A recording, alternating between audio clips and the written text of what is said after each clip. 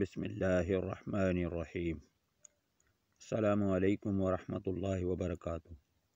پیارے اسلامی بھائیوں، آپ کیسے ہو؟ امید ہے کہ آپ خیریت سے ہوں گے۔ اللہ آپ کو ہمیشہ خوش رکھے۔ خلافت عثمانیہ کا پس منظر۔ پیارے اسلامی بھائیوں، سلطنت عثمانیہ کا نام کسی نسل یا قوم سے نہیں بلکہ اس کے پہلے حکمران سلطان عثمان غازی کے نام سے منسوب ہے۔ ویڈیو کی جانب بڑھنے سے پہلے ہمارے چینل اسلام وائس ٹی وی کو سبسکرائب کرنا اور بیل آئیکن پر کلک کرنا نہ بھولیں تاکہ ہر آنے والی لیٹسٹ اپڈیٹ آپ کو وقت پہ ملتی رہے۔ عثمان کے نام پر ہی اس کا نام یہ ہے۔ عثمان غازی کے والد کا نام ارطغرل غازی تھا۔ اس وقت ترک قبیلوں کی شکل میں رہتے تھے۔ یہ تمام قبیلے خانہ بدوش تھے۔ جہاں سرسبز علاقہ اور پانی نظر آیا وہیں خیمے گاڑ کر ڈیرا ڈال لیا۔ ان قبیلوں میں ایک قبیلے کا نام قائی قبیلہ تھا۔ قائی قبیلہ باقی قبیلوں سے کچھ بڑا اور طاقتور تھا۔ سلیمان شاہ اس قبیلے کا سردار تھا۔ یہ نہایت جنگجو قبیلہ تھا۔ سلیمان شاہ اور اس کے قبیلے کے مقاصد میں سب سے بڑا مقصد اسلام کی اشاعت تھی، کیونکہ یہ وہ وقت تھا کہ مسلمان ہر جگہ سے کمزوری کا شکار تھے۔ منگول اپنا سر اٹھا رہے تھے۔ سلجوقی سلطنت اپنے زوال کے قریب تھی۔ ان حالات میں ضروری تھا کہ مسلمانوں کی تعداد کو بڑھایا جائے۔ سلیمان شاہ کا انتقال ہو گیا۔ اس کے 3 بیٹے تھے۔ دوسرا بیٹا ارطغرل اپنے والد کا جانشین مقرر ہوا۔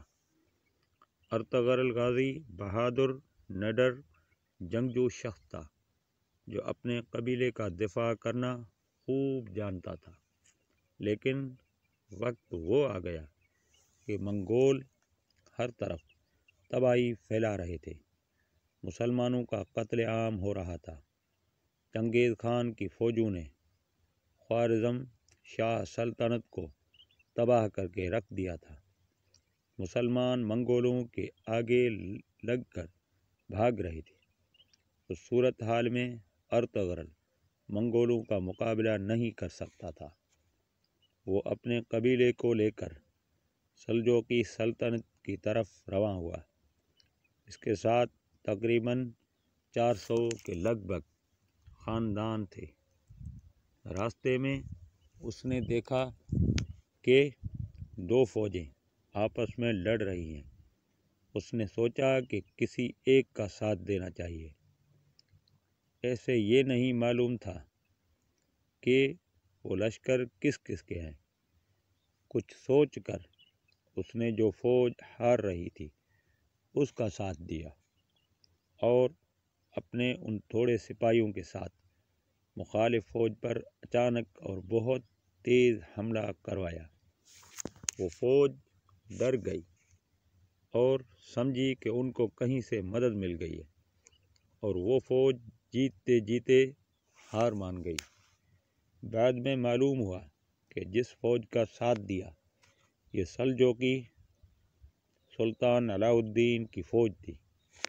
مخالف فوج کے بارے میں اختلاف پایا جاتا ہے۔ بعض کے نزدیک وہ بازنطینی عیسائی فوج تھی اور اکثر کے مطابق وہ تاتاری تھے۔ بہرحال سلطان ان کی بہادری سے بہت خوش ہوا اور ارطغرل کے قبیلے کو اپنی سلطنت میں اناضول کے قریب سقاریہ کے علاقے میں ایک جاگیر عطا کی اور یہ قبیلہ وہیں آباد ہو گیا۔ سلطان نے ان کو اجازت دی کہ سرحد کے ساتھ ساتھ علاقوں کو فتح کریں اور ان کو سلطنت میں شامل کریں۔ یہ علاقہ بازنطینی عیسائی سلطنت کے بالکل ساتھ جڑا ہوا تھا۔ ارطغرل نے کچھ ہی عرصے میں اپنی شجاعت و بہادری کا سکہ بٹھا دیا۔ ان فتوحات کا نتیجہ یہ ہوا کہ باقی بہت سے ترک قبائل بھی ارطغرل کے ساتھ مل گئے اور اسے اپنا سردار تسلیم کر لیا۔ ارطغرل سلطان علاء الدین کے نائب کے طور پر لڑتا رہا اور اس کی طاقت میں دن بدن اضافہ ہوتا رہا۔ ارطغرل نے بازنطینی سلطنت کے ایک بڑے متحد لشکر کو شکست دی۔ مدتوں اس جاگیر کو حاصل کرنے کے لیے مسلسل جنگیں لڑتے رہے۔ سن 1281 میں 90 برس کی عمر میں ارطغرل کا انتقال ہو گیا۔ اس کے جانشین اس کا بیٹا عثمان غازی تھا۔ عثمان اپنے والد کی طرح پکا مسلمان، بہادر اور حوصلہ مند تھا۔ اس نے بھی فتوحات کا سلسلہ جاری رکھا۔ ادھر سلطان علاء الدین سلجوقی ایک جنگ میں شہید ہوئے۔ اس کے بعد اس کا بیٹا غیاث الدین بھی تاتاریوں کے ہاتھوں مارا گیا۔ 1299 عیسوی میں سلجوق کی سلطنت بالکل ختم ہو گئی۔ عثمان غازی نے اپنے تمام مفتوح علاقوں میں اپنے خود مختار حکومت کا اعلان کر دیا۔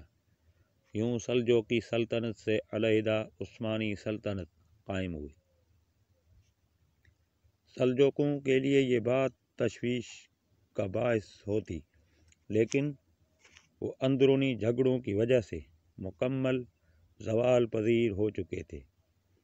امیر عثمان غازی نے بہت سے شہروں اور قلعوں کو فتح کیا اور اپنے شہر جو کہ برسا کا ایک ضلع تھا کو اپنا دارالحکومت بنایا۔ سلطان عثمان کو سلطنت ملنا اور ایک مضبوط اسلامی سلطنت کا قائم ہونا اللہ کی مرضی تھی۔ اس سلطنت کے قائم ہونے کے بعد مسلمان متحد ہونا شروع ہوئے۔ برسا کے فتح کے بعد سلطان عثمان بیمار ہوئے اور 1323 عیسوی کو وفات پائی۔ مرنے سے پہلے اپنے بیٹے اور خان کو ایک طویل نصیحت کی۔ اور خان سلطان بنا اور اپنی باپ کی پالیسی کو جاری رکھا۔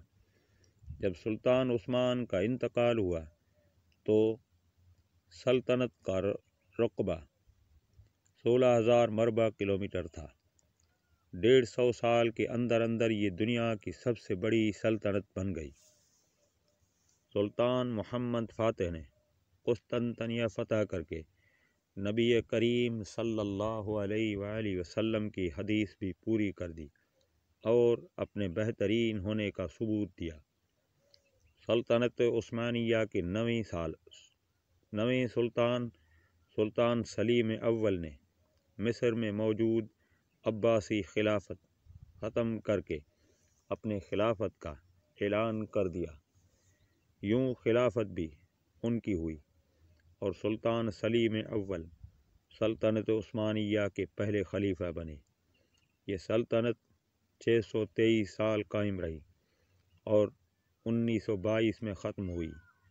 مفتی شکیل منصور صاحب القاسمی صدر مفتی سوریہ نام جنوب امریکہ ڈاکٹر محمد عزیر صاحب کی کتاب کے حوالے سے لکھتے ہیں، ایک خراسانی الاصل ترک قبیلہ ترکان غز سلیمان خان کی سرداری میں ہجرت کر کے آرمینا میں آباد ہوا۔ سلجوقی سلطنت کے حکمران علاء الدین کے بعد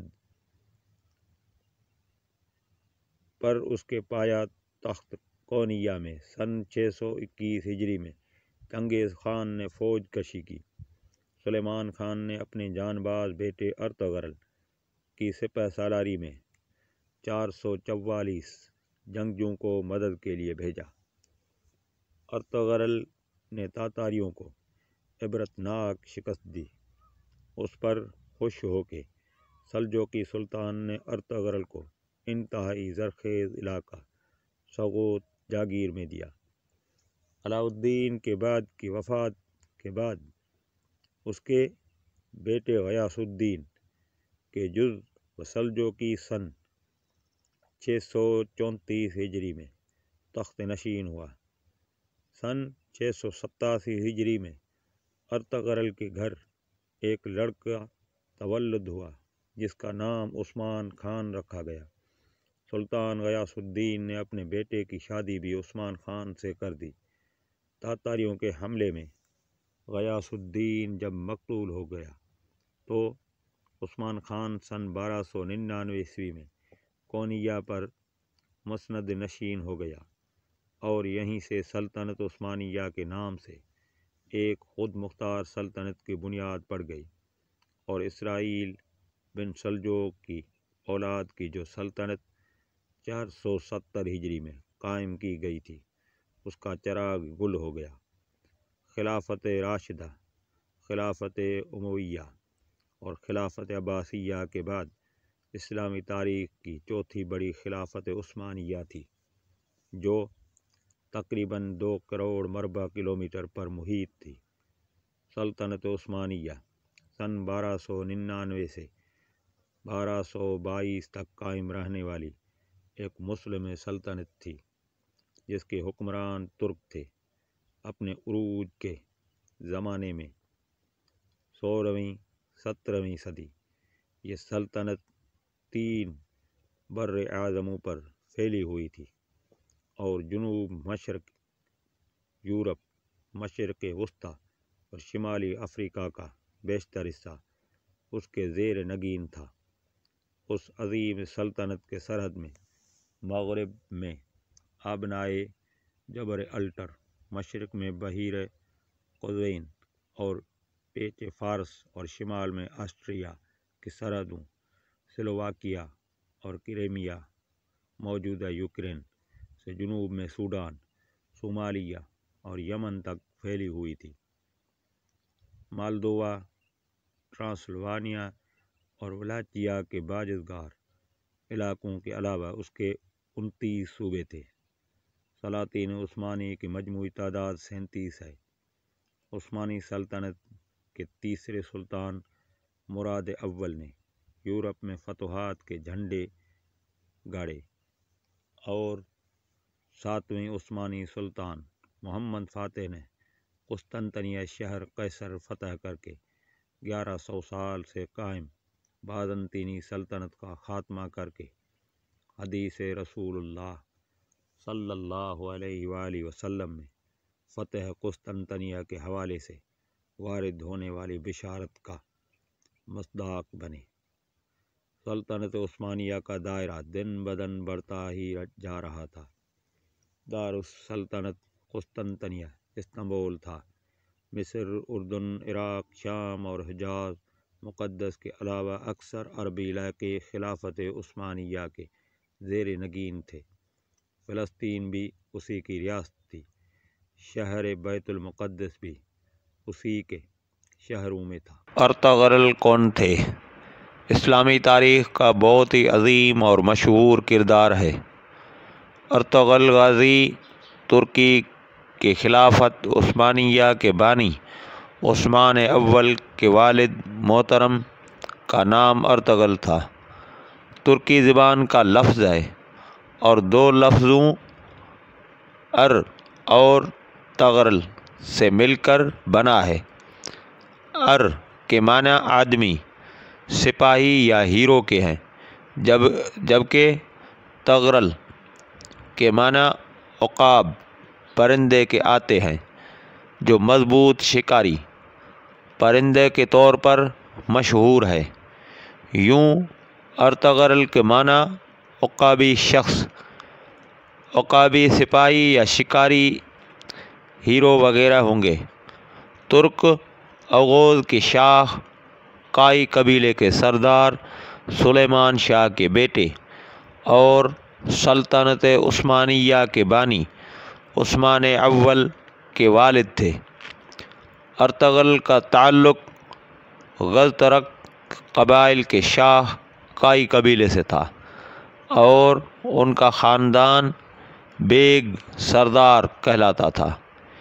یہ قبیلہ عقیدتاً اہل سنت والجماعت سے منسلک اور مسلک حنفی تھا۔